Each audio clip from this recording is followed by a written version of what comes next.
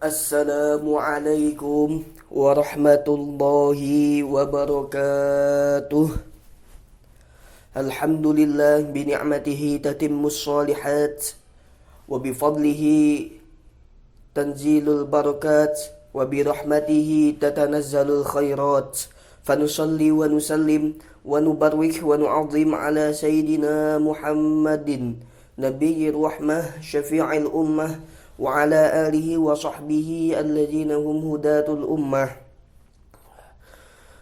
Tiada untayan kata yang pantas terucap dari lisan seorang hamba melainkan rasa puja-puji syukur kita kehadirat Allah Subhanahu wa ta'ala, yang mana karena nikmat rahmat dan karunia-Nya kita masih bisa hidup dalam keadaan iman, Islam dan ihsan.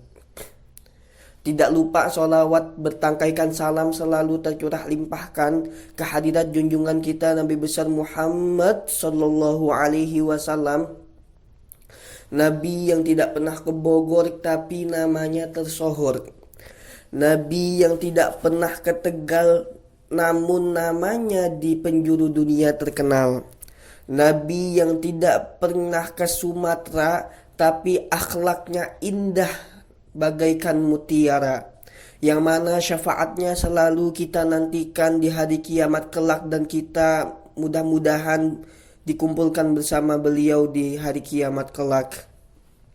Yang sama-sama saya hormati Ibu Lisva Sentosa, semoga Allah berikan nikmat rahmat dan karunia-Nya dan selalu berada dalam lindungan kesehatannya, dalam kesehatan Allah, serta teman-teman dari kelas 1D yang saya sayangi dan saya cintai. Pada kesempatan kali ini saya ingin sedikit memberikan ceramah singkat yang berjudul Urgensi dan Macam-macam Amanah. Hadirin hadirat, mukminin mukminat jamaah online YouTube yang dirahmati Allah. Akhir-akhir ini kita dihadapkan dengan krisis amanah, yang mana karena krisis amanah ini muncul krisis yang lain, krisis ekonomi, krisis sosial, krisis politik, krisis moral yang menimpa masyarakat kita. Banyak orang-orang yang memiliki amanah, mengemban tanggung jawab akan tetapi tidak melaksanakannya, bahkan mengkhianati amanat tersebut. Sebagai orang muslim, sebagai orang mukmin, kita diperintahkan oleh Allah untuk menjaga, memelihara, menunaikan amanah tersebut, sebagaimana tertera di dalam firman-Nya, A'udzu billahi minasyaitonir rajim. Bismillahirrahmanirrahim. Innallaha ya'murukum an tu'addul amanati ila ahliha, yang artinya bahwasanya Allah Subhanahu wa ta'ala memerintahkan kamu untuk menunaikan amanah kepada orang yang berhak menerimanya. Ketahuilah hadirin hadirat, orang-orang yang memelihara amanah hidupnya akan tenang, hidupnya akan tentram sejahtera di dunia dan di akhirat, karena bahwasanya Allah Subhanahu wa ta'ala menegaskan bahwasanya orang yang menjalankan amanah hidupnya akan beruntung. Sebagaimana juga tertera di dalam firman-Nya, Bismillahirrahmanirrahim. Walladzina hum li'amanatihim wa 'ahdihim ra'un. Dan orang-orang yang menunaikan amanah, menepati janji, maka ia akan beruntung. Hadirin hadirat sekalian, maka oleh karena itu apabila kita tidak melaksanakan amanah, maka hidup kita tidak akan tenang. Hidup kita tidak akan beruntung di dunia maupun di akhirat. Bisa jadi orang yang tidak melaksanakan amanah beruntung di dunia akan tetapi buntung di akhirat. Oleh karenanya ini menjadi pengingat bahwasanya bagi orang yang tidak melaksanakan amanah, ingatlah bahwasanya dia tidak akan beruntung, tidak akan tenang, tentram dan nyaman hidupnya di dunia ini, di dunia maupun di akhirat. Hadirin hadirat sekalian, hadirin hadirat yang dirahmati Allah, sebelum kita berbicara panjang, berbicara lebih jauh mengenai amanah, apakah kita sudah tahu apa yang dimaksud dengan amanah tersebut? Amanah menurut bahasa berarti titipan, tanggung jawab, dan kepercayaan. Secara istilah, amanah yaitu kepercayaan, tanggung jawab yang diberikan kepada seseorang untuk dilaksanakan dan ditunaikan.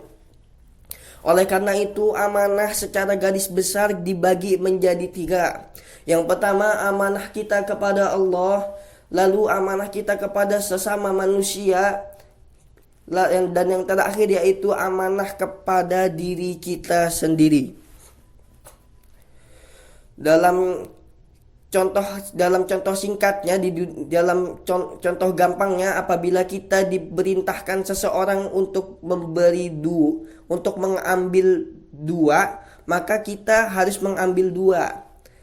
Lalu apabila kita diperintahkan untuk memberi kepada seseorang 10.000, maka kita juga akan memberikannya 10.000. Itu merupakan contoh gampang amanah, contoh kecil amanah. Hadirin hadirat sekalian, hadirin hadirat yang dirahmati Allah, yang pertama amanah kepada Allah.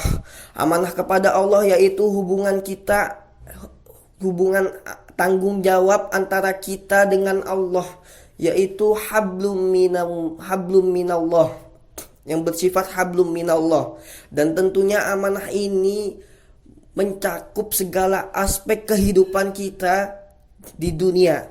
Karena sesungguhnya kita itu hidup di dunia merupakan amanah daripada Allah Subhanahu wa ta'ala. Dari mulai ibadah hingga muamalah, dari mulai kita bangun tidur hingga kita tidur lagi, itu merupakan, di situ terdapat amanah yang harus kita jalankan. Oleh karena itu, meskipun amanah kepada Allah ini bersifat luas, bersifat banyak sekali, akan tetapi ingatlah, Allah berfirman di dalam firman-Nya, la yukallifullahu nafsan illa wus'aha, bahwasanya Allah tidak akan membebani hambanya melebihi kemampuan hamba tersebut. Oleh karena itu, apabila kita ukur dari kehidupan kita, sesungguhnya amanah yang diberikan Allah itu tidak sangat membebani kita.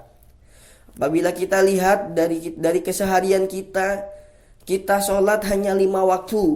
Dari ibadah kita sholat hanya 5 waktu. Sholat dan zakat hanya 1 kali setahun. Dan haji hanya 1 kali seumur hidup. Oleh karena itu, apabila kita ukur daripada perintah ibadah kita kepada Allah, maka sesungguhnya amanah kepada Allah ini apabila dilaksanakan tidak akan berat. Hadirat sekalian, apabila kita ingin sukses dalam menjalankan amanah kita kepada Allah, ada satu rumusan singkat, ada satu rumusan singkat, yaitu adalah takwa.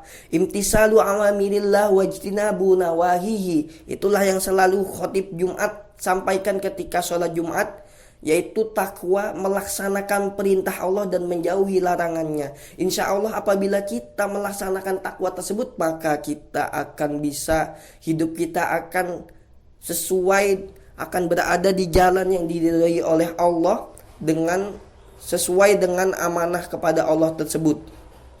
Hadirin hadirat sekalian, yang kedua yaitu amanah kita kepada manusia.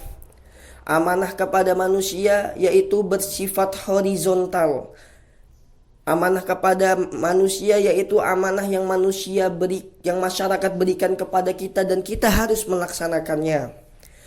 Atau amanah yang berada di diri kita dan mempengaruhi orang-orang banyak, orang manusia yang lain.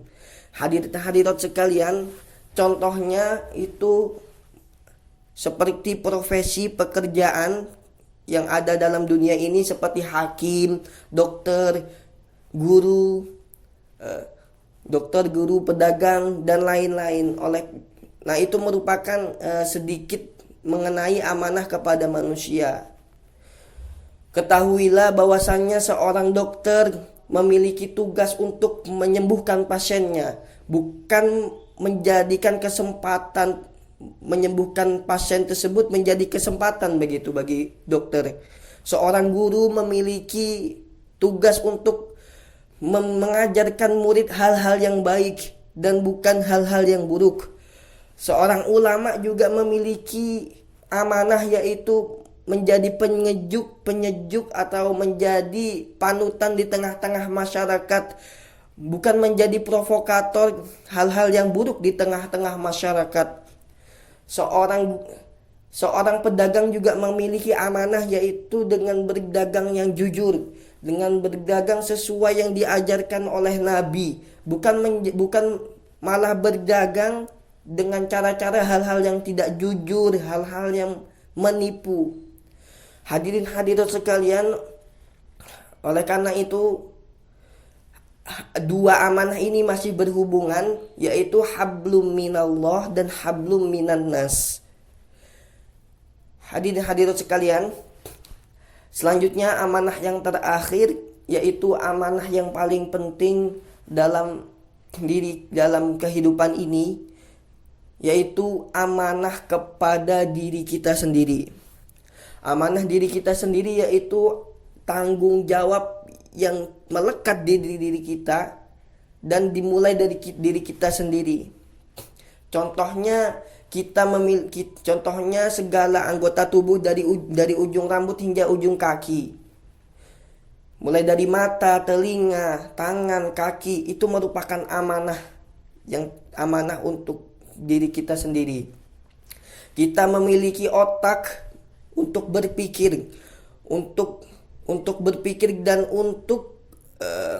dan kita memiliki otak untuk berpikir, dan jangan jadikan otak kita, kecerdasan kita untuk membodohi orang lain. Kita memiliki mata untuk melihat hal-hal yang baik, untuk melihat hal-hal yang diridhoi Allah, tapi jangan jadikan mata ini untuk melihat hal-hal yang dimurkai Allah. Kita memiliki telinga juga untuk mendengarkan hal-hal yang baik. Jangan jadikan telinga untuk mendengar hal-hal yang buruk. Begitupun kita memiliki tangan Kita memiliki tangan untuk digunakan kepada hal-hal yang diridhoi Allah, dan jangan jadikan digunakan tangan kita untuk hal-hal yang tidak diridhoi Allah.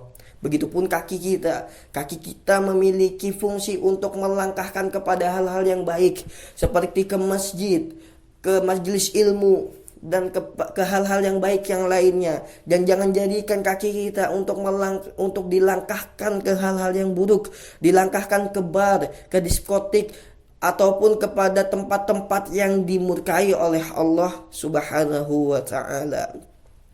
Oleh karena itu, apabila kita ingin melaksanakan amanah kepada Allah dan kepada manusia, maka kita mulailah amanah kepada diri kita sendiri.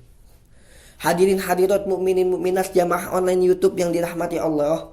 Oleh karena itu, karena saking pentingnya menjaga amanah, karena saking pentingnya memelihara amanah, Rasulullah Shallallahu Alaihi Wasallam di akhir-akhir hidupnya memerintahkan kita untuk menunaikan amanah kepada orang yang berhak menerimanya. Sebagaimana dalam sabdanya, "Faman kana indahu amanah falyu'addiha ila man i'tamana alaiha." Dan apabila seseorang memiliki amanah, maka hendaknya menunaikan kepada orang yang berhak menerimanya. Oleh karena itu, hadirin hadirat sekalian, apabila di dalam hidup kita ingin tenang, ingin tentram, dan ingin nyaman, maka laksanakan amanah tersebut. Dan janganlah kita mengkhianati amanah tersebut, maka kita akan celaka di dunia maupun di akhirat. Begitu pula apabila negara kita ingin menjadi negara yang baldatun thayyibatun wa rabbun ghafur, pemimpinnya juga harus mementingkan amanat, mementingkan maslahat dengan umat. Dan ulamanya juga harus mengingatkan pemimpinnya kepada hal-hal yang baik, bukan malah memprovokasi jamaah untuk hal-hal yang buruk. Hadirin hadirat sekalian, oleh karena itu mungkin hanya ini yang bisa saya sampaikan. Sedikit yang bisa saya sampaikan. Apabila ada kebenaran maka datangnya dari Allah, maka apabila ada kesalahan maka datangnya dari diri saya. Wallahul muwafiq ila ma yuhibbuhu wa yardah. Summa assalamu alaikum warahmatullahi wabarakatuh.